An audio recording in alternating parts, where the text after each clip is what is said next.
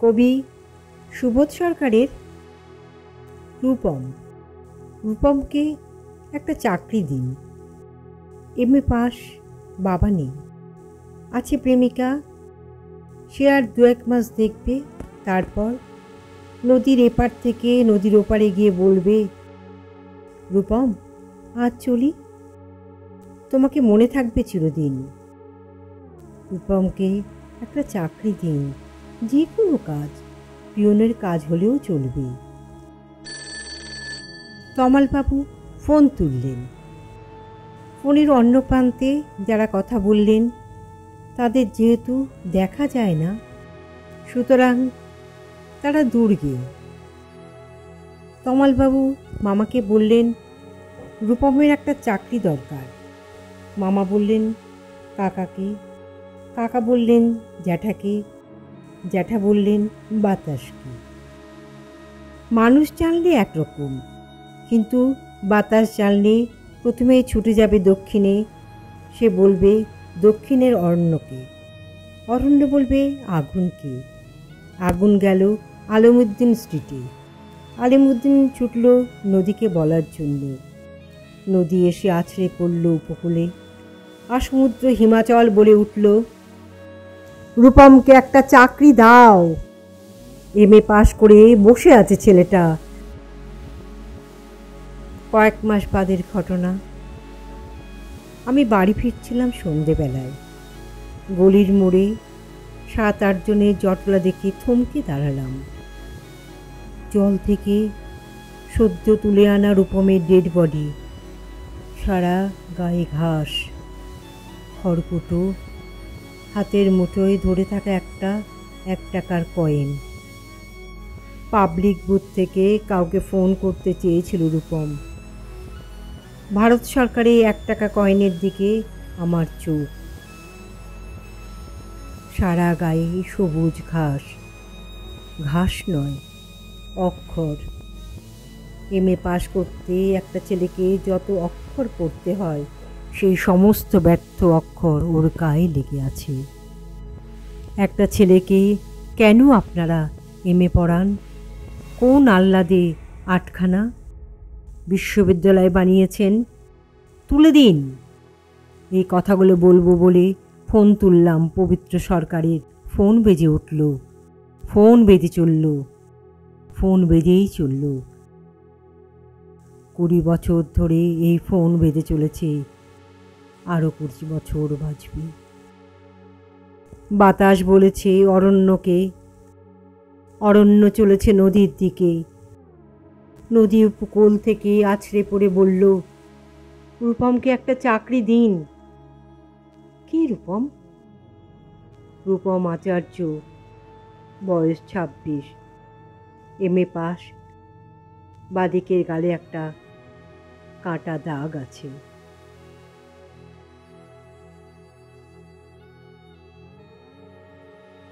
মানুষের চোখ থেকে গড়িয়ে পড়া চোখের জল ভালো লাগে না আমার। সবচেয়ে বড় অপচয়ের নাম চোখের জল। অসহ্য। সরিয়ে নাও তোমার চোখ, আমি তাকাবো না। খেতে দিতে না পেরে বাবা চলে গেলেন। মেঘলা আকাশ, মায়ের চোখ ফেটে সারাদিন শুধু জল নয়, যেন একজন নারী গলে গলে বেরিয়ে আসত। 5 বছর বাদে ভাইকে তুলে নিয়ে গেছে পুলিশ। মা, আমার অসহ্য লাগে চোখের জল। চুপ করো। চোখের জল লাগলো জোয়ার, কথাটা দারুণ, কিন্তু মানে কি? একটা মানুষ চোখের জল মুছে উঠে দাঁড়ায়, দেওয়াল থেকে হাতে তুলে নেয় টাঙ্গি, তারপর তুলে ধরে আকাশের দিকে। আকাশে কে থাকে? ভগবান? পরিষ্কার একটা কথা বলি শোনো, তুমি গরিব, তোমার জন্য কোনো ভগবান নেই। শনি পুজো না করে সে টাকায় কোনো একটা জিনিস কেনো রাস্কেল, রাতারাতি ভারতবর্ষ পাল্টে যাবে। চোখের জলে কিছু হয় না। একটা জাতি উঠে দাঁড়ায় তিনটে কারণে: মাথার জোরে, গায়ের জোরে, মনের জোরে। তোমরা যারা ভালো করে খেতে পাও না, তাদের চোখে এত জল আসে কি করে? মাকেও দেখতাম, যেটুকু খাবার জুটত ভাই বোনদের খাইয়ে নিজে চাচি মুখে দিয়ে বাসন মাজতে মাজতে কাঁদতেন। গরিবের কি চোখের জল বেশি হয়? চোখ থেকে গড়িয়ে পড়া চোখের জল সহ্য করতে পারি না আমি। বাইপাসের ধারে একটা নগ্ন মেয়ের চোখ থেকে জল গড়িয়ে পড়ল কাঁধে। গাল থেকে একটা বিন্দু গড়িয়ে পড়ল তার বুকের ওপর। আমি অবচেতনের ঐশ্বর্য লিখতে আসিনি। আমার জামাটা খুলে তাকে দিই, বলি, ওঠো, একটা কুলাঙ্গার তোমাকে ভালোবেসে ফেলে চলে গেছে।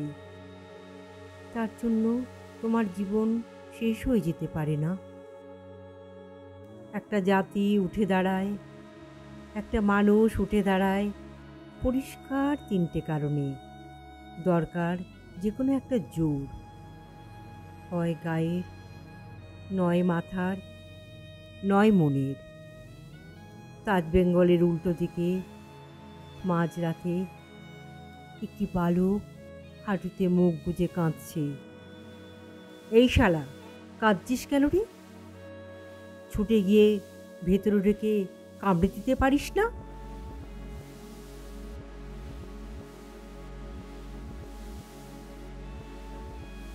থানার বড়বাবু আমায় বলতো পাঠা। ছোটবাবু পেছনে লাথি মেরে বলতো, যা তো সিগারেট নিয়ে আয়। যেদিন মাইনে পেতাম, আমার দাদা এসে সব টাকা কেড়ে নিয়ে যেত।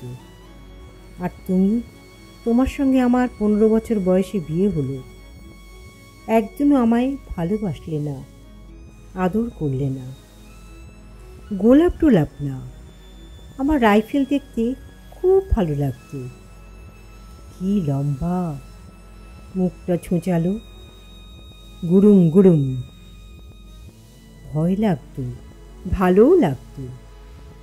বড়বাবু যখন কোমর থেকে রিভলভার খুলে টেবিলে রাখত, আমি তাকিয়ে তাকিয়ে দেখতাম, কি সুন্দর দেখতে। কিন্তু কি যে হলো সেদিন সন্ধেবেলায়, কি করে ফেললাম? কোথা থেকে কে যেন একটা মেয়ে ছেলেকে ধরে আনলো। বড়বাবু আমাকে দিয়ে মদ আনালো। ছোটবাবু আমাকে বলল, যা মেয়ে ছেলেটার ঘরে যা। আমি গেলাম। সত্যি বলছি তোমাকে, তুমি আমার বউ। মেয়ে ছেলেটার গায়ে কি জোর, আমি পারছিলাম না। তারপর বড়বাবু এলো, মেয়ে ছেলেটার ঘাড়ে মারল, অজ্ঞান হয়ে শুয়ে পড়ল। তারপর আমি ওর কাপড় খুললাম। পরের দিন কাগজে কাগজে আমার ছবি। মেয়ে ছেলেটা আমাকেই দেখিয়ে দিল। তুমি বিশ্বাস করো, তুমি আমার কত দিনের বউ। মায়েরই বলছি। আমার মনে মনে ইচ্ছে হয়েছিল, উঠেও বসেছিলাম মেয়ে ছেলেটার বুকের ওপর। হঠাৎ তার মুখটা দেখে কষ্ট হলো। একবার চোখ খুলে মেয়ে লোকটা আমাকে দেখে কি চোখে বাবা, আমার গা গুলিয়ে উঠল। তারপর বড়বাবু আর ছোটবাবু আমাকে সরিয়ে দিয়ে বলল, তুই একটা ছাগল, যা গেটে গিয়ে দাঁড়া। আমি 1 ঘন্টা 2 ঘন্টা গেটে দাঁড়িয়েছিলাম। আমি দাঁড়িয়ে থাকতে থাকতেই বসে পড়েছিলাম টুলে বসে থাকতে থাকতে ঘুমিয়ে পড়েছিলাম। তারপর তুমি সব শুনেছ, কাগজে আমার ছবি দেখেছ। লোকে বলে আমার চাকরি চলে গেছে, জেল হবে, কতদিন তোমাকে দেখতে পাবো না। আমি খুব বোকা বলে তুমি আমাকে একদিনও আদর করনি। আমি যখন জেলে থাকবো, একদিন, অন্তত একদিন আমাকে দেখতে এসো। একটু এঁচুড়ের তরকারি নিয়ে এসো, কতদিন ভালো করে খাবার খাইনি। বুড়ো মাটাকে একটু দেখাবে? তোমরা ভালো থেকো, তুমি ভালো থেকো। ইতি তোমার নিধিরাম।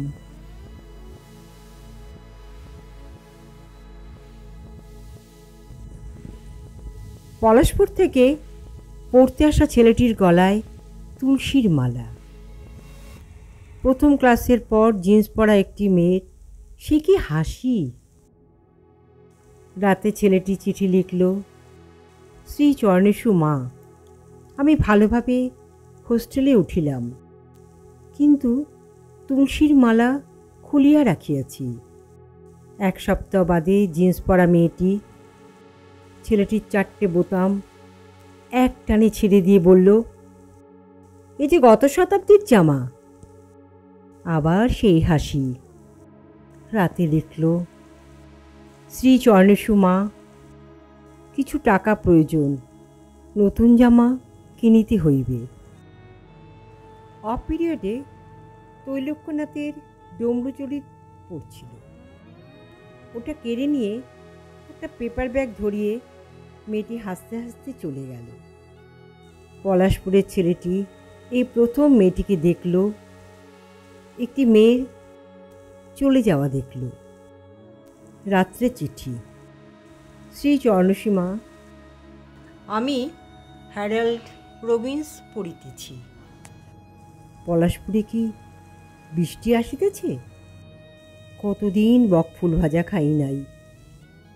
জিন্স পরা, শাড়ি পরা, স্কার্ট পরা, সালোয়ার পরা 4 জন একদিন ওকে জোর করে নিয়ে এলো একটা বাড়িতে, খুব সুন্দর একটা বাড়িতে।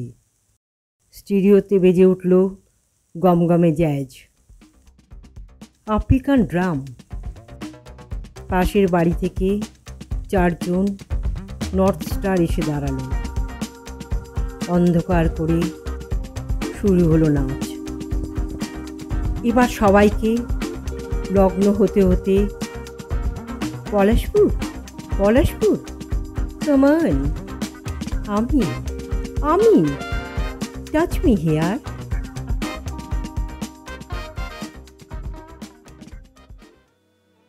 অন্ধকারে একটা চাপা কান্না শোনা গেল। Switch on. দেওয়ালে পিঠ দিয়ে নগ্ন পলাশপুর কাঁদছে। তার পুরুষত্ব পান করেছে সালোয়ার কামিজ, যেন প্রাচীন গ্রিসের কোনো ছবি। সেদিন রাত্রে সে লিখল, শ্রী চরণেশু মা, কেমন আছো?